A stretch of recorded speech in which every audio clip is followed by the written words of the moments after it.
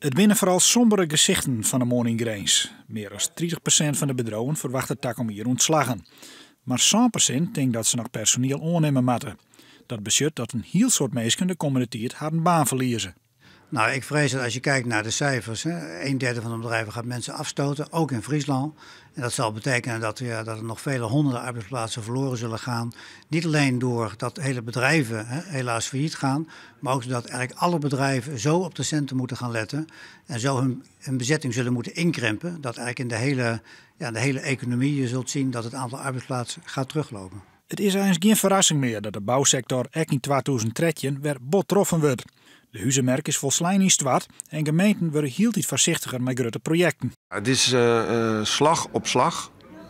De diepste crisis na de oorlog zou je kunnen zeggen. Er staat heel veel werkgelegenheid op het spel. Ondernemers worstelen daar geweldig mee. Juist ook in een echte bouwprovincie zoals Friesland. En het is alle hens aan dek om toch die zaak aan de gang te houden en te overleven als bedrijven. Is er dan helemaal geen positief nieuws? Lokkig al.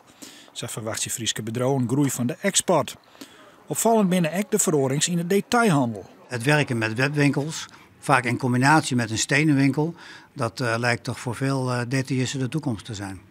In 2006 waren er 700 van zulke winkels in Noord-Nederland. Nou, binnen dat er al haast 3000. Zo begon Anton Knipper en zijn twee compagnons, tweeënlien in Frenscher met de webwinkel pimpjedeur.nl.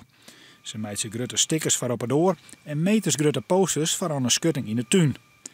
Knipper zocht ik in deze tjustere tijd volop kansen. Ik denk dat je vooral je dingen moet blijven doen. En dat je gewoon lekker moet gaan ondernemen. En dan komt het vanzelf goed. Ondernemen op het web, dat is een tip, dat is on te bevelen. Ja, nou ja, goed, het is wel een tip. Maar het is niet zo dat ik zeg van hey, ga een webwinkel starten en het loopt 1, 2, 3. Daar moet je ook net zo hard voor werken als voor een winkel die gewoon van steen is en hier in de stad zou staan.